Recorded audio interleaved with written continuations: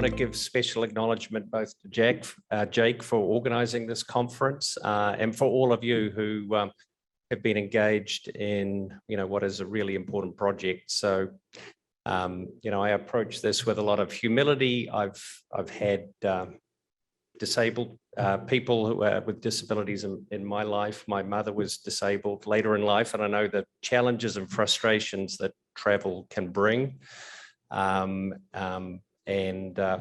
Miles, we're making an investment in this space, but we recognize the contribution that many of you and organizations like Open Door have made over many, many years.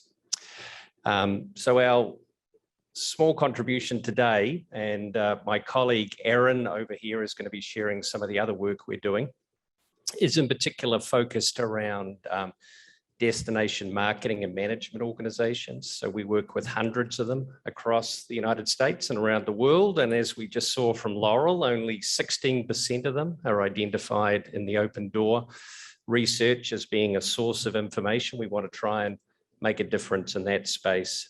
And they can potentially be a really powerful ally. So just in the next 10 minutes or so, I'm going to briefly share some of the research we have organized, working with a company called Destination Analysts. They are a specialist tourism research company. We worked with them on a wide variety of projects, including their quarterly State of the American Traveler research. And this research comes from their COVID-19 travel insights. Pretty large sample, as you can see. So the slides from today and some other resources are all available right there online. And we're keen to build on this. This is just some initial research, and obviously organizations like Open Door and others have done research over many years that we want to look at partnering and collaborating with. So let's have a quick look at what this survey of American travelers identified. And we asked travelers to self-identify. So did they have a physical or intellectual disability, or had they traveled with someone in their travel party, a family or friend, in the last couple of years? And Sasha shared with us this morning the 20% rule. This is, of course, another 20% rule. I think this number, we actually went back and looked at data going back many years in the State of the American Traveler, and about 1 in 5 consistently of Americans report themselves or a family or friend having a travel experience involving a person with disability over the last couple of years. So a quick summary of some of the key insights to complement what we saw from Open Doors. So these are enthusiastic travelers, more so than the average American. So this is data we collected just over the last 2 to 4 weeks. And Laura's quite right that we've seen a softening as the Delta variant has surged. But you can see these travelers are keen to get out and about. And about 4 out of 10 have taken 4 or more trips, and that's just slightly below the national average. They've got a similar household income to able-bodied travelers, but they use more heavily online resources of all types, including online booking websites. Now, this was a fascinating area, and Erin and I were chatting about what this means. So as you can see, they skew younger. So almost half of those who self-identified are Gen Y or Gen Z travelers. So that's around early to mid 30s or younger versus the average US travel population. And there's far fewer baby boomers or older travelers. Now, this could be for a variety of reasons. It is self-identification. So perhaps people who are getting older and may have a disability in their lives still don't self-identify as a traveler with a disability. Or it could be that they're not traveling as much because of the impediments and challenges faced. I know that was the experience of my mother, for example. She just got to a point where the challenges were a little bit too much, and she elected to cut back her travel because of that. You can see some of the other characteristics here. They're less likely to stay in a 3- or 4-star hotel, but more likely to stay in a top-end property. Not surprisingly, they're heavier users of vacation rentals. B&Bs, less likely to go to sporting events and engage in activities and attractions, but escorted group tours are more important to them. Now, not surprisingly, they're obviously more concerned about health issues, including COVID-19. And so the recent surge in the Delta variant is obviously going to be having a disproportionately greater impact. They're also concerned about a variety of other issues. We asked them about their concern for the environment. So sustainability issues are more pronounced with travelers with disabilities. And they're also concerned about other social issues, such as, for example, the working conditions of tourism and travel employees. Over half identify that jobs in the tourism industry are generally lower paying jobs.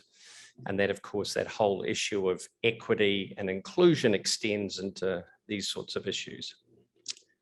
And then just finally, we asked about the services, information, and support for travelers with disabilities. So this actually matches pretty closely the data that Open Doors shared. Almost 9 out of 10, 86% of travelers with disabilities experience some sort of challenge. Now, these were wider challenges, and I'll get onto the specific challenges in a moment, but you can see during COVID-19, these were more pronounced and more immediate than for the average traveler. Just over 6 out of 10 had experienced some issue around pricing or availability or health and safety conditions during COVID-19. This was much more pronounced for travelers with disabilities. And then just under 7 out of 10 had had a specific challenge or problem related to their disability.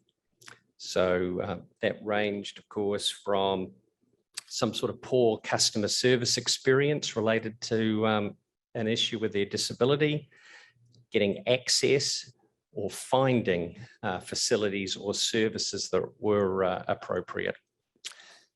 And we also asked about content, information. So this is building on what Sasha was discussing before. You can see the huge range of additional information that people are looking for, from more accurate, timely, and relevant photography, ratings and reviews from other travelers with a disability. So hearing from people like themselves. And in fact, we were chatting with Sasha about that. Google, of course, is a huge platform for ratings and reviews.